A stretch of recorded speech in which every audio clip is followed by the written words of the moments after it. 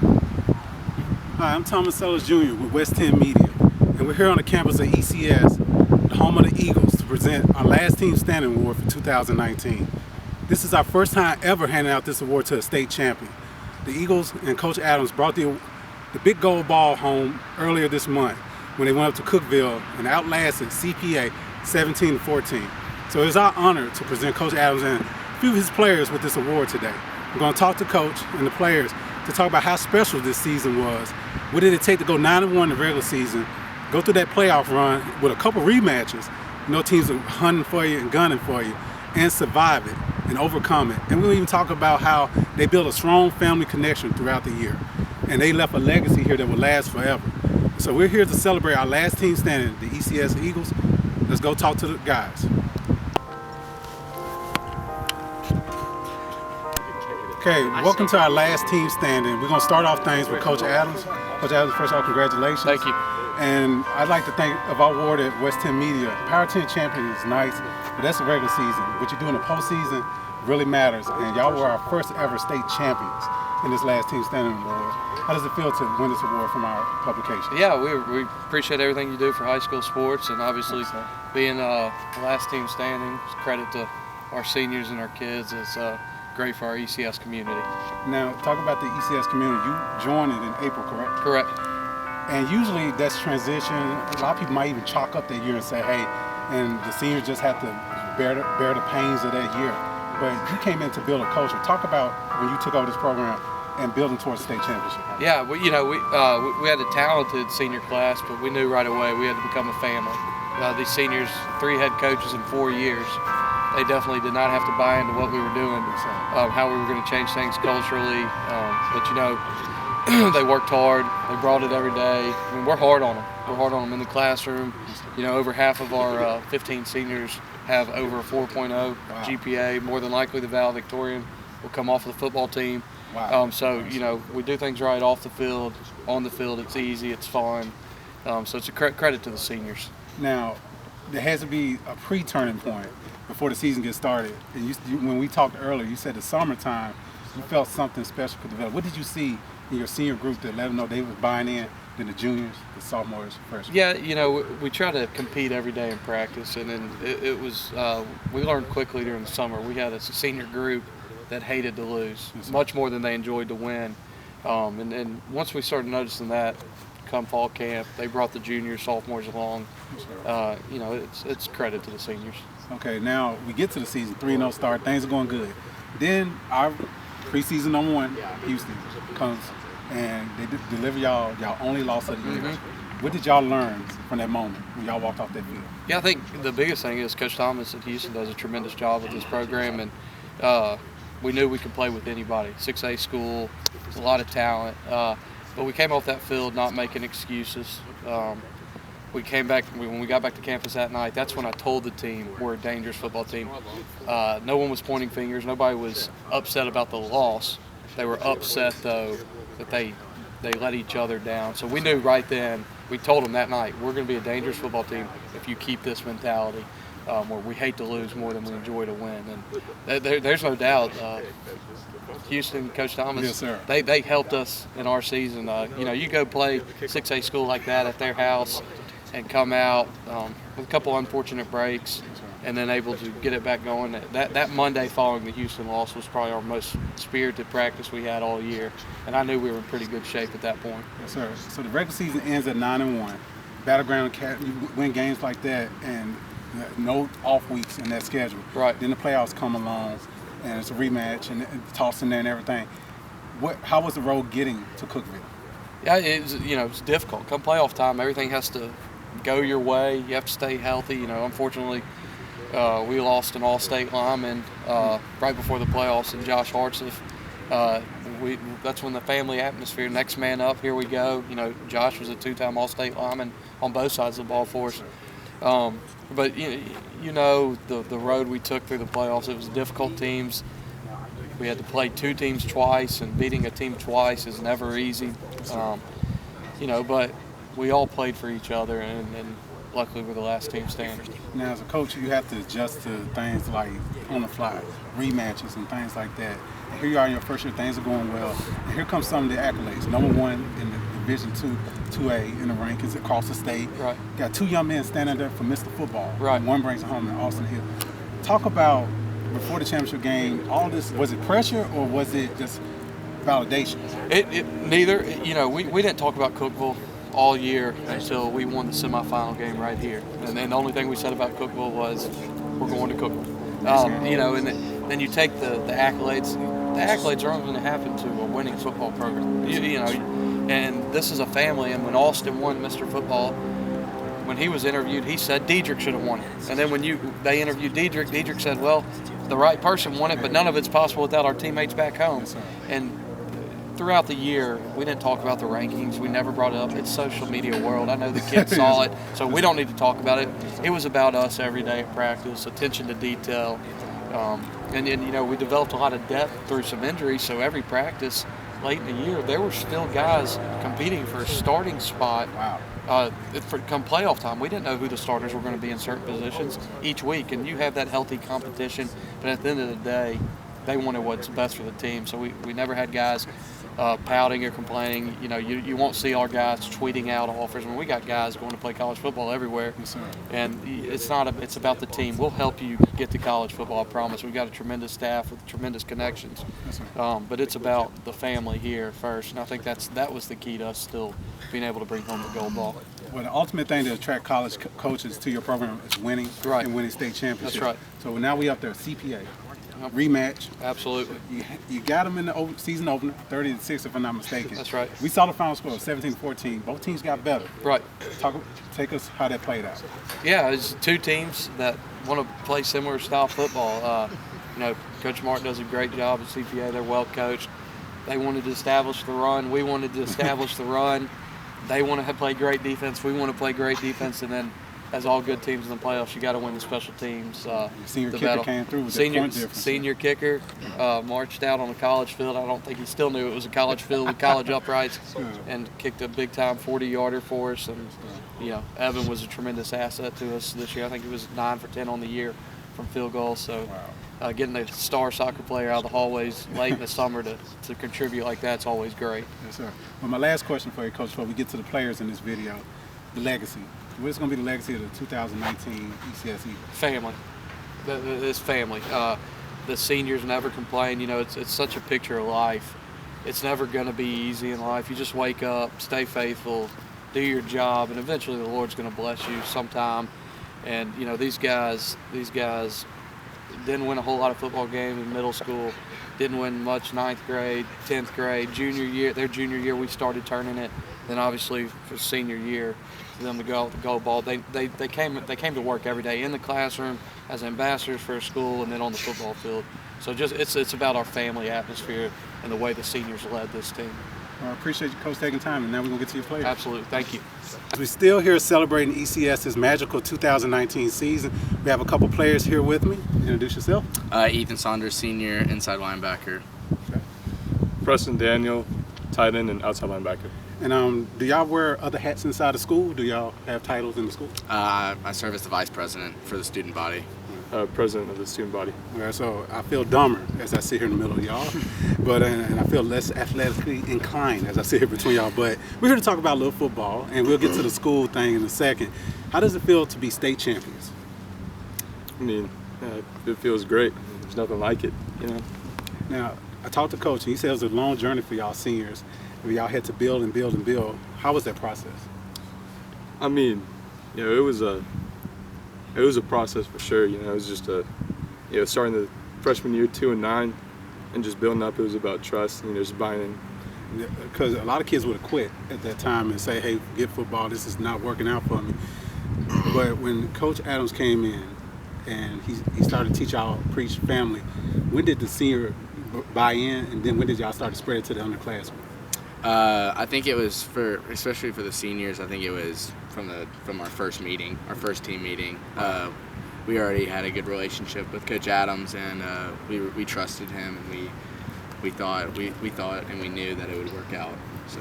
So it wasn't going to be a transitional year. This wasn't going to be a year where we'll try to build up and leave something. Y'all wanted to get For me, it wasn't for sure, and I'm pretty sure for the entire senior class because we all have pretty good relationship with Coach Adams, and we knew we had a good idea. Okay, now how many seniors did y'all have this year?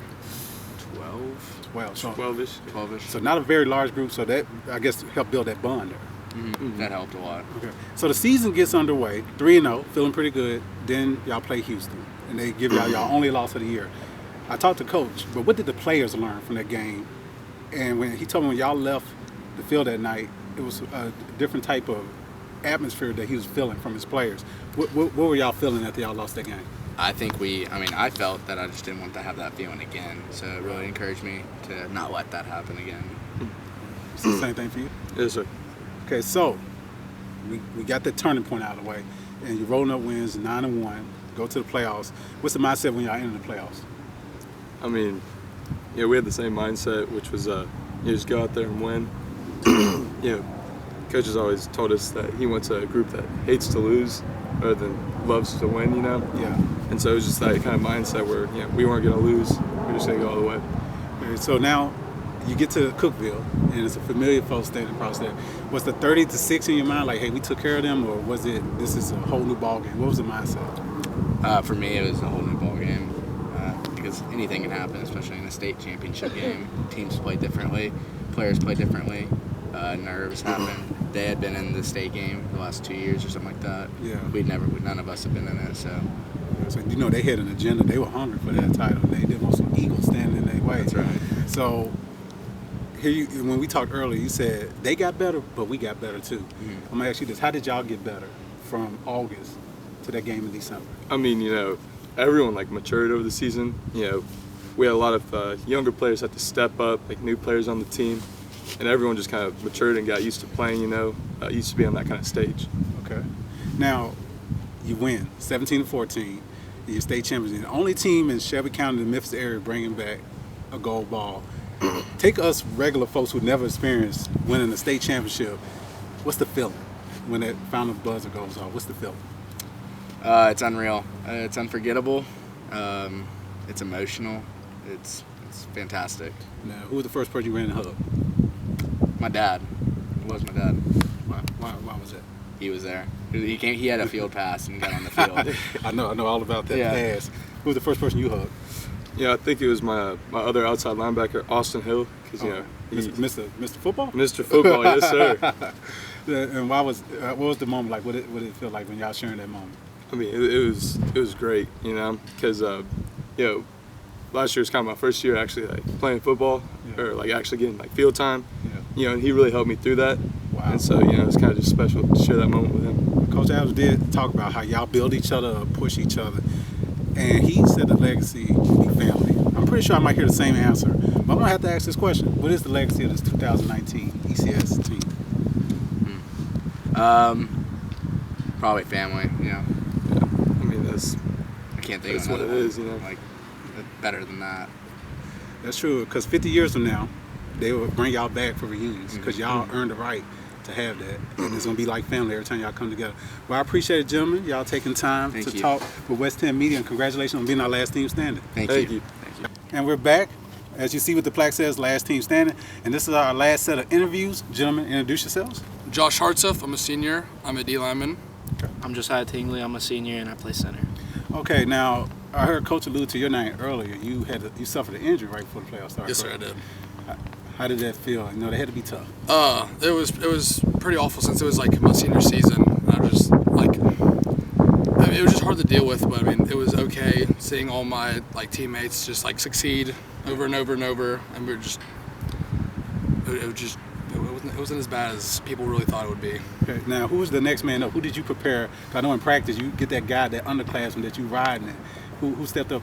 There's really a group of guys. There was Carlton Webster. He was our starting left guard. He was really good. And there's also Adam Wickton. He's a sophomore who really stepped up this year, and he played outstanding at D-line. Wow, okay. He was really good. Now, was it win one for the Gipper kind of deal, or y'all just knew we're going to just keep this thing going and moving? We knew that we wanted to have Josh with us, but we knew even with him down, we had guys who were willing to step up, and we had been practicing with each other since the summer. We knew our capabilities, and we knew we were going to go all the way. Okay, now a few people had y'all picked to do well when the season started, but most of the part at the beginning of the season, y'all flying under the radar, new head coach and all this. So some people do keep an eye on them, but maybe they're a year or two away. Seniors don't want to hear that. Yeah. So when y'all read what we writing out there, what are y'all thinking in August, July? What are y'all thinking? We just try not to listen to all that. Like we just really just like We're not offended. we all We're not offended. We all we'll see it, but like we don't really take note of it that much. Like we already have our own plan. We know what we're gonna do. We know how to do it, and just I don't know. It kind of just brings in with the family aspect of it all. Okay. We just kind of we know what we're doing, and we just keep doing. Yes, sir. Now, Coach Adams, your teammates earlier said we believe in them. That's your mindset. I believe in our leader. We're gonna do this. For me, when I would see that kind of thing, I'd look to my teammates and say, let's prove them wrong. We've been working with each other since the summer. We know our capabilities. Let's show them what we can do, not what people think we can do. It was almost inspirational in a way. If we saw like some reporters saying like have predicting some team over us, like it would, I don't know, it would inspire us to do better. Wow. Okay. So contrary to public, they do pay attention to what's being written out there and what's being said. The Houston game comes. Everybody by that time is like, this is gonna be a showdown, and Houston wins. They see the point differential, but people who know the game know that it was a tough game. Yeah. What are y'all thinking once y'all left off that field? Did y'all know, hey, we could do something special here because we competed with one of the best teams? To me, that game showed that we were one of the top teams in the state because even though we lost by a 2-score differential, we had 3 turnovers that game, and we competed with them. I mean, the first drive of that game where we just went down and scored in about 4 plays showed what we could do. Okay. And we had plenty of crucial injuries during that game. Starting wide receiver, starting running back. They couldn't play it for more than half the game. Wow. So as long as y'all don't beat yourselves and stay healthy, we got a shot at this. Is this what y'all think? Right. Okay, so we go through the rest of the season, 9-1, playoffs start, and you take care of business and you earn that trip to Cookeville. What's the thought process once y'all know y'all heading to Cookeville? For me, it was beat CPA just like last time. Okay. It was just unreal. I mean, unfortunately, I wasn't able to play in it, but it was just like it was really amazing to just see everyone, all my teammates, like, get ready to play in it. Validate this season and everything.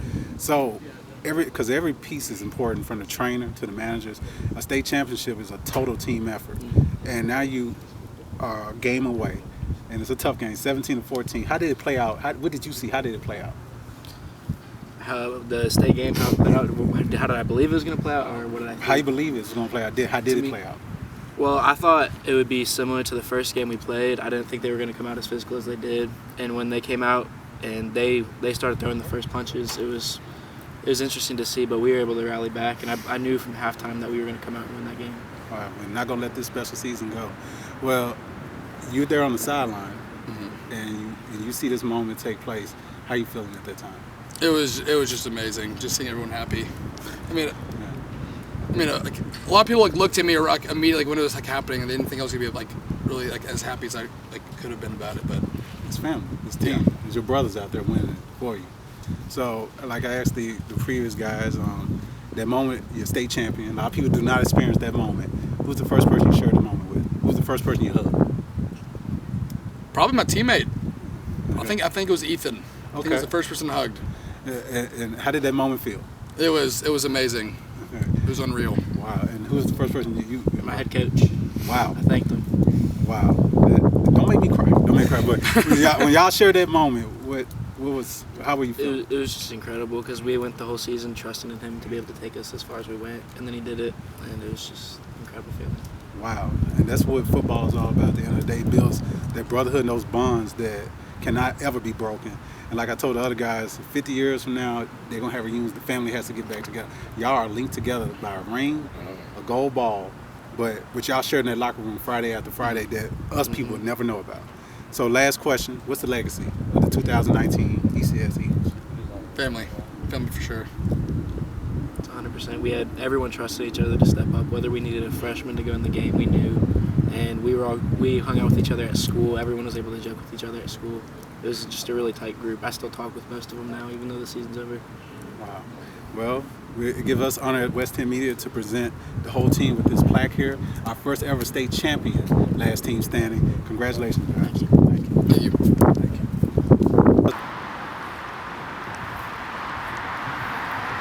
This is what it's all about. 2019 state champions. ECS Eagles. What a magical season. Will be commemorated in so many ways, and a lifelong legacy for a team that became a family. So our kudos to Coach Adams and the staff, the trainers, managers, especially those players and those 12 seniors in a special